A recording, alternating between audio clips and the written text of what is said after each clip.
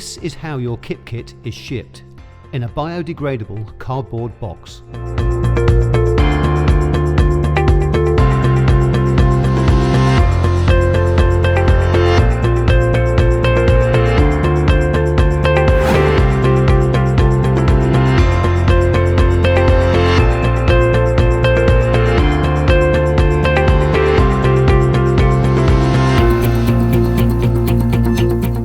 The rubbery diaphragm needs to be pressed into the chin piece.